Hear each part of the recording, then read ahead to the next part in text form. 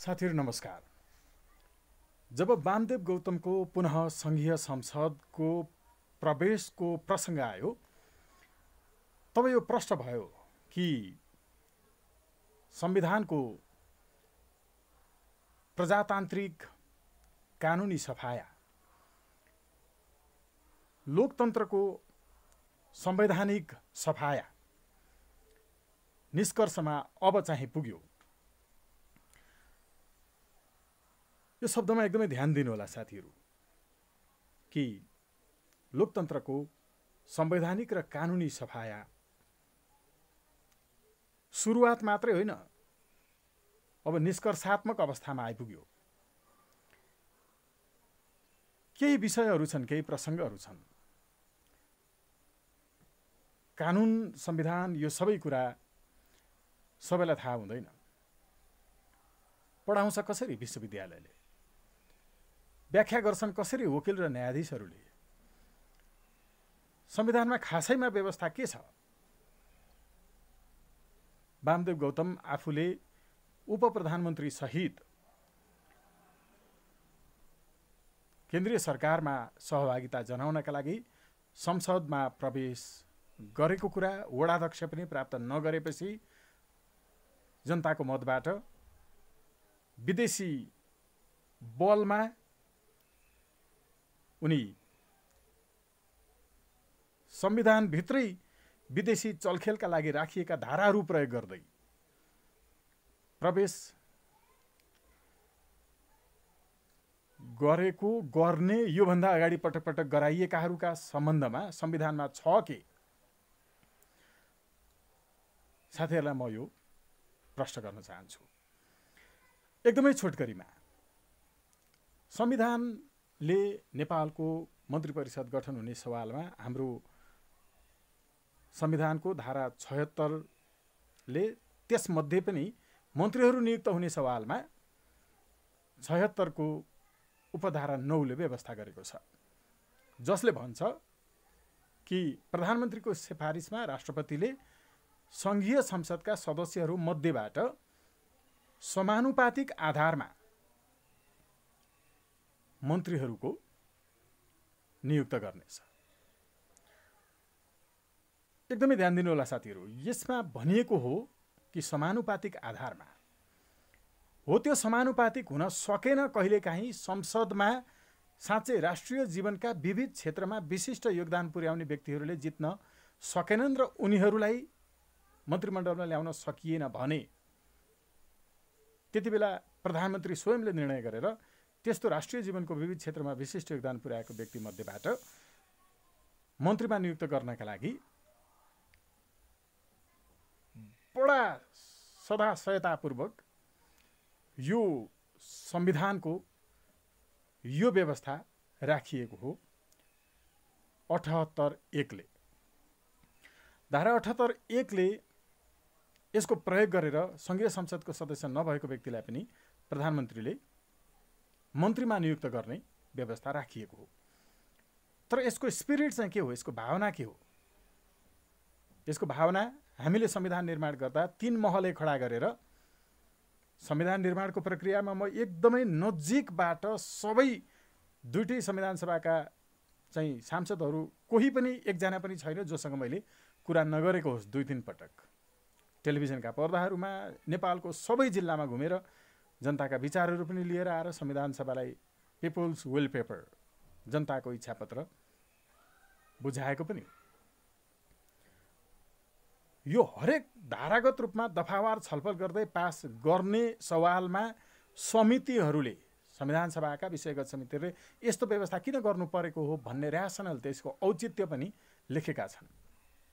र योसँग सम्बन्धित व्यवस्थाको सवालमा राखिएको भावना के हो भने यसरी प्रधानमन्त्रीले गर्ने संघीय संसदमा सदस्य नरहेको व्यक्तिलाई पनि मन्त्रीमा नियुक्त सम्बन्धी जुन छ व्यवस्था, त्यो संसदको निर्वाचनमा नउठेको, समानुपातिकको सूचीमा पनि नभएको, राष्ट्रिय जीवनको विविध क्षेत्रमा विशिष्ट योगदान पुर्याएको, सरकारमा ल्याउँदा सरकारलाई अत्यन्त धेरै ठुलो चाहिँ राम्रो जनताका पक्षमा हित हुने गरिकन काम हुन सक्छ भन्ने ठानिएको व्यक्तिका सवालमा हो। तर सँगसँगै फेरि यो धारा 78(1) ले जुन व्यवस्था गरेको छ, अघि मैले बताएँ कि जेसुकै कुरा त्यो 76 को 9 अघि मैले जो भने संघीय संसदका सदस्यहरू मध्येबाट गर्नुपर्छ भन्ने सवालमा जेसुकै लेखिएको भए पनि राष्ट्रपतिले प्रधानमन्त्रीको सिफारिसमा संघीय संसदको सदस्य नभएको कुनै पनि व्यक्तिलाई मन्त्री पदमा नियुक्त गर्न सक्नेछ भन्ने व्यवस्था जो हो, यसलाई हामी अङ्ग्रेजीको आधिकारिक अनुवाद नेपाल सरकारले नै गरेको, मैले गरेको होइन। जान्दिनँ पनि, अलिअलि पढेर त बुझ्न जान्दछु। यो सर्ट म आफैले चाहिँ सिलाउन जान्दिनँ, तर सिलाउनेवाला साथीहरूले सिलाएको कहाँ बिग्रियो भन्ने चाहिँ थाहा पाउँछु। हामी सबै यो सक्छौँ। त्यसको अङ्ग्रेजी रूपान्तरणमा पनि कस्तो अझ प्रष्ट हुने गरिकन भनिएको छ, Notwithstanding anything contained in Clause 9 of Article 76, the President may, on recommendation of Prime Minister, appoint a person who is not a member of Federal Parliament as a minister. प्रष्टसँग भनेको छ कि हामीले यो व्यवस्था गर्दाखेरि प्रधानमन्त्रीले सक्छन्, मतलब प्रधानमन्त्रीको सिफारिसमा राष्ट्रपतिले सक्छन्, जो व्यक्ति संघीय संसदको सदस्य नभए पनि मन्त्रीका लागि नियुक्त हुन सकोस्, उनको सिफारिसमा सक्छन्। यसले यसो भनिरहँदाखेरि फेरि पनि यसको स्पिरिटमा, यसको भावनामा के हो भन्ने कुरा चाहिँ यो भन्दा तलको उपधाराले, जहिले पनि साथीहरु एउटा कुरा बुझ्नुपर्छ है, संविधान र कानुनमा माथि माथि लेखिएका कुराहरू भन्दा तल तल क्रमशः लेखिएका कुराहरू चाहिँ पहिला लागू हुने हुन्छ। पहिला पहिला बनेका कानुनहरू भन्दा पछि पछि बनेका कानुनहरू चाहिँ पहिला लागू हुने हो। यस्तो विषयमा विवाद आयो भने यो फेरि संवैधानिक व्याख्याको प्रसंग हो। संवैधानिक व्याख्याको द इन्टरप्रिटेसन अफ ल, कानुनको व्याख्या कसरी हुन्छ, पछिल्ला धाराहरूमा लेखिएका कुराहरू चाहिँ पहिला लागू हुने हो। यसमा कन्फ्युजन हुन सक्छ फेरि साथीहरुलाई। भनिएको के हो भने माथितर्फ जेसुकै लेखेको भए पनि तल चाहिँ अझ बढी प्रष्टताका लागि, अझ बढी क्ल्यारिटीका लागि, स्पष्टताका लागि व्यवस्था गरिएको हुन्छ। कानुनको व्याख्या यसरी गरिन्छ। त्यसैले त्यो 78(1) ले संघीय संसदको सदस्य नभएको व्यक्तिलाई पनि मन्त्री बनाउन पाउने प्रधानमन्त्रीले जो व्यवस्था छ त्यो हुँदाहुँदै पनि के चाहिँ गर्नुहुन्न है भन्यो भने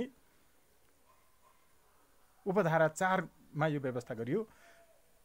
जेसुकै कुरा अघि भनेको त्यो 1 नम्बर मैले जुन भने नि संविधानको धारा 78 को उपधारा 1, प्रधानमन्त्रीले गर्न पाउने संघीय संसदको सदस्य नरहे पनि, त्यति हुँदाहुँदै पनि अब उपधारा 4 ले के भन्छ भने उपधारा 1 मा जेसुकै कुरा लेखिएको भए पनि तत्काल कायम रहेको प्रतिनिधि सभाको निर्वाचनमा पराजित भएको व्यक्ति त्यस्तो प्रतिनिधि सभाको कार्यकालमा उपधारा 1 बमोजिम नियुक्तिका लागि योग्य हुने छैन। Notwithstanding anything contained in clause 1, a person who has been defeated, यो फेरि आधिकारिक अनुवाद हो। डिफिटेड त यस्तो खतरनाक शब्द हो अंग्रेजीमा, पराजित, हराइएको, अझ अर्थमा हारेको पनि होइन, हराइएको। who has been defeated in the election to the then House of Representatives shall not be qualified to be appointed to the office of the ministers as mentioned in clause 1 during the term of such House of Representatives। यति प्रष्टसँग भन्यो। अझ नेपालीमा सुन्दाखेरि त हामीले साधारण जस्तो लाग्न सक्छ। Shall not be qualified. अङ्ग्रेजीमा साथीहरू लिगल इङ्ग्लिसमा चाहिँ सेल नट बी भनिसकेपछि त never never no not at all, कहिल्यै पनि हुन सक्दैन भनेको यो। सेल नट बी क्वालिफाइड, कुनै हालतमा योग्य हुन सक्दैन यो भनिएको छ।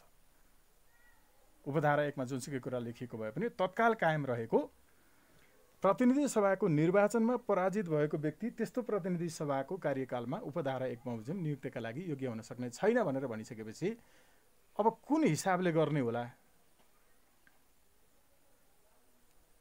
अब यतिसम्म चाहिँ हेरौँ साथीहरू, संसदमा हामीले यो कतिपय चाहिँ विद्वानहरूले तर्क गरिरहनु भएको छ। मन्त्रीको अहिले कुरा छोडौँ, सांसदमै ल्याउन नपाउने हारेकोलाई चाहिँ भन्ने त व्यवस्था छैन नि। यो त मन्त्री भनेर ल्याएको होइन नि त, सांसद पो भनेर ल्याएको त। सांसद भइसकेपछि हारेको इतिहास सकिने, पहिला संसदको सदस्यको रूपमा ल्याउने, यस्तो पनि होला। वा पहिले नै मन्त्री बनाउने, जेसुकै होला, जेसुकै भयो वा जेसुकै होस्, भविष्यमा पनि वा विगतमा पनि अहिले जे भइरहेको छ, यो सम्पूर्ण सन्दर्भमा बुझिनुपर्ने कुरा चाहिँ के हो भने, होइन सांसदै बनाउन नपाउने त लेखेको छैन नि हारेको मान्छेलाई भन्ने तर्क गर्नेहरूले बुझ्नु के पर्छ भने साथीहरू, संविधानमा तपाईको बुवालाई तपाईको आमालाई लातले हान्नुहुन्न भनेर लेखा छ र हान्नुस् न त। लोकतान्त्रिक मूल्य, मान्यता, नैतिकता, राज्यको जीवनका लागि लोकतान्त्रिक आधार जुन छ त्यो जन्मको आधार जस्तै हो। व्यवस्थालाई ग्रहणम भन्छ इङ्ग्लिसमा। त्यो ग्रहणम थ्योरी चाहिँ यस्तो हुन्छ कि त्यसको जन्म कसरी भयो त्यसले अरू सबै कुराहरूलाई चाहिँ बिर्सिदिन्छ। भनेको के हो भने जनताको भावना, यो अहिलेको संविधानको वैधताको परीक्षण हुन्छ हुँदैन। The validity of this constitution never be tested, it won't be examined। यो कहिले परीक्षित हुँदैन। पहिलाको संविधानलाई अन्त्य गरेर यो संविधान ल्याउँदाखेरि त्यति बेलाको कुन संविधानको धारामा टेकेर ल्याएको र होइन, जनताको भावना जे थियो त्यसलाई चाहिँ आधार बनाएर त्यसमाथि उभिएर त्यसबाट जन्मिएको यस्तो हुन्छ। जन्मको आधार हो व्यवस्थाको जुन भावना छ। संविधानमा कहीँ पनि निर्वाचनमा हारेको मान्छेलाई सांसद बनाउन पाइने छैन, लेखेकै छैन। त्यसकारण चाहिँ ल्याउन हुन्छ भनेर सुझाव दिने साथीहरूले संविधानमा फोहोर खानु हुँदैन भनेर लेखेको छैन नि त, खानुस् न त, खानुस् साथीहरू, विद्वानहरू खानुस्, सबै विधिवेत्ताहरू खानुस्। Common sense, common sense without education is better than education without common sense। हामीले अहिले यसो भनिरहँदाखेरि फेरि साथीहरू अर्को कुरा महत्त्वपूर्ण छ कि पहिलाका अर्थमन्त्री ठिक थिए, उनीहरूलाई कन्टिन्यू गर्नु पर्थ्यो भनेको हो र? सबैभन्दा नाकाम भनेर भन्छन् हिन्दीमा, मेरो उच्चारण मिलेन थाहा छैन। नकामको नेपालीमा पनि भनिन्छ, बिना कामको पढेको छ। एक थोक मोनिटरी पोलिसी, अर्कै सबभन्दा धेरै पटक संशोधन हुने त यो। अर्थात् त्यतातर्फ पनि अहिले मूल्याङ्कनमा म जान्न। खालि एउटै कुरा के हो भने हामीले चाहेको चाहिँ के हो त? स्वतन्त्र राष्ट्रिय अभियानले चाहेको चाहिँ के हो त? सांसदहरू मन्त्री बन्न नपाउने व्यवस्था हुनुपर्छ भनेर हामीले भनिरहँदाखेरि सांसद नभएको मान्छे मन्त्री बनाएर यसरी ल्याइदाखेरि यही हो त? कसैले भन्दैछन् सांसद मन्त्री बन्न नपाउने व्यवस्था हुनुपर्छ भनेर जजले भन्दैछन्। ती मान्छेहरू यस्तै खालका सांसद नभएका मान्छेलाई मन्त्री बनाउन पाउनुपर्छ भन्ने व्यवस्थाका पक्षधर हुन्। तर हामीले विश्वमै अहिलेसम्म नभएको जनताबाट प्रत्यक्ष रूपमा निर्वाचितले सांसदलाई मन्त्री नबनाएर जोसुकैलाई मन्त्री बनाउन पाउने व्यवस्था भयो भने अहिले केपी ओलीले यस्तै नालायकहरूलाई बनाए जस्तै बनाउने छन् नेपाल जस्तो देशमा। हो, त्यसको समाधान सहित हामी आएका छौँ है। स्वतन्त्र राष्ट्रिय अभियान चाहिँ मुख्य बुझ्न पर्ने कुरा चाहिँ यहाँ अरूले जो सांसदले मन्त्री बन्न नपाउने व्यवस्था हुनुपर्छ कसैले भनी पनि आएका छन्, ती सबैले अहिले केपी ओलीले जस्ता मन्त्री सांसद नभए पनि मन्त्री बनाउँदैछन्। हो, त्यस्तैलाई मन्त्री बनाउनुपर्छ भन्ने हो उनीहरूको भनाइ चाहिँ। तर हामीले त्योभन्दा फरक। अब तपाईँले हेर्नुभयो भने पूर्व अर्थमन्त्रीको न जनताबाट निर्वाचित न जनताको बिचमा भिजेको, जहिले पनि कृपा र आशामा मात्रै जीवन चलाएको, अरूले कृपा गरिदिएर मात्रै जागिर बचेको खाएको प्रमोसन भएको र कृपाकै भरमा मात्रै मन्त्री बनेको, जनताप्रति कुनै उत्तरदायी हुन नपर्ने, केवल एकजना जो आफूलाई कृपा गरिदिनेछ त्यो प्रति मात्रै हातखुट्टा मोले हुने, जनताप्रति कुनै विश्वासै छैन। किनकि जनतामा त कहिले भिजेको मान्छे होइन, हाकिमबाट थर्काएर खाएको, प्रशासक बनेर अरूमाथि दमन इत्यादि गरेको, जनतामा कहिल्यै टेस्ट नभएको तर विज्ञ ठानिएको, विज्ञको देखिहाल्यो। हो, यस्तै त्यहाँ चाहिँ कि मिलेमतो कि पैसा खुवाएर मात्रै मन्त्री बन्ने के बन्ने इत्यादि भइरहने, यस्ता विज्ञहरूको त काम छैन। फेरि अहिले जजले सांसदहरू मन्त्री प्रधानमन्त्री हुन नपाउने व्यवस्था हुनुपर्छ चाहिँ भनिरहेका छन्। तर यस्तै खालका सांसद हुन नपाएका, हुन नसकेका, हुन खोजे पनि हुन नसक्नेहरूलाई मन्त्री बनाउने, थपक्क घुस खाएर मन्त्री बनाउने व्यवस्था हुनुपर्छ भनिरहेका छन् अरू कुनै पार्टीहरूले, अभियानहरूले। त्यसो भए कस्तो हुनुपर्छ त? अमेरिकामा सांसदहरू मन्त्री नभइकन सोझो गर्छन्, त्यस्तै व्यवस्था नेपालमा भयो भने त झन् यी यस्तैहरू मन्त्री हुन्छन्। अब कस्तो हुनुपर्छ? त्यो भन्छ स्वतन्त्र राष्ट्रिय अभियानले विश्वमा अन्यत्र कहीँ कतै नभएको हाम्रो आफ्नो भूमिको, हाम्रो आफ्नो माटोको, हाम्रो आफ्नो दर्शनको यो कसरी हुन्छ? पिरामिड शैलीमा नेतृत्वको निर्माण हुन्छ। मानव एउटा सञ्चार मन्त्री हुन पर्ने कसैलाई मन छ, ऊ सबैभन्दा पहिला वडा कमिटीको सञ्चार विभागको सदस्य हुन्छ, अध्यक्ष हुन्छ, के हुन्छ, जिल्ला कमिटीको सञ्चारको अध्यक्ष हुन्छ। तर त्यो पनि त्यहाँभित्रबाट 50% फेरि चुनिन्छ है। त्यसै गरी केन्द्रीय सञ्चार विभागको अध्यक्षसम्म ऊ पुग्छ। अबको 10 वर्षपछि सञ्चारको मन्त्री को हुन्छ, अर्थको को हुन्छ लगायत उसले फेरि त्यो सञ्चार विभागको म भनेर गजक्क परेर बस्दैन नि। उसले आफू वडाकै सञ्चार विभागमा हुँदा त्यो वडाभरिमा कतिवटा एफएम छन्, कतिवटा स्थानीय पत्रिका छन्, कतिवटा युट्युब च्यानलहरू इत्यादि छन्, तिनीहरू कसरी चल्छन्, त्योसँग सम्बन्धित कानुन के छ सबै अध्ययन गर्छ। अनि बेला बेला उसले त्यसको अध्ययन, अनुसन्धान, समस्या समाधान सबै त्यसको चाहिँ कार्यपत्रहरू प्रस्तुत गर्छ, प्रेजेन्टेसन, पावर पोइन्ट प्रेजेन्टेसनहरू दिन्छ। अनि हामी चाहिँ यो गर्छौँ, उसले सुरुदेखि नै परिकल्पना यो सबै गर्छ। एवं रीतिले ऊ गर्दै गर्दै गर्दै गर्दै गर्दै केन्द्रीय सञ्चारको अध्यक्ष। तर यो बिचमा फेरि ऊ 50% मिनिमम 51%बाट जित्दै पनि आएको हुन्छ। र केन्द्रीय सञ्चारको प्रमुख नै जो विज्ञ पनि हुन्छ, 20औं वर्ष सञ्चारमा मात्रै काम गरेर अध्ययन गरेर सारा थोक, ऊ सञ्चारको अध्यक्ष हुने बित्तिकै त्योभन्दा मुनिका मान्छेहरू चाहिँ के हुन्छन्? कोही सूचना विभागको, कोही राजस्वको, कोही रेडियो नेपालको, कोही नेपाल टेलिभिजनको, कोही क्षेत्रीय सञ्चार प्रदेश तपाईँको चाहिँ निर्देशनालयको इत्यादि। र यो तलकाहरू पनि मन्त्री बन्ने बेलासम्म तलको सबैको अनुभव लिइसकेको हुन्छ। किनकि politics is a career too, career पनि हो युवाहरूको लागि। माथि इनकेस त्यो मन्त्री बन्नेवालाले गडबड गर्यो भने त्यसलाई हटाउनु बित्तिकै तलको पुरै लेयर माथि जान्छ। पुरै जो अघि राजस्वको, रेडियो नेपाल इत्यादि यो सबै निर्देशनालयहरू हेर्नेहरू हुन्थे उनीहरू।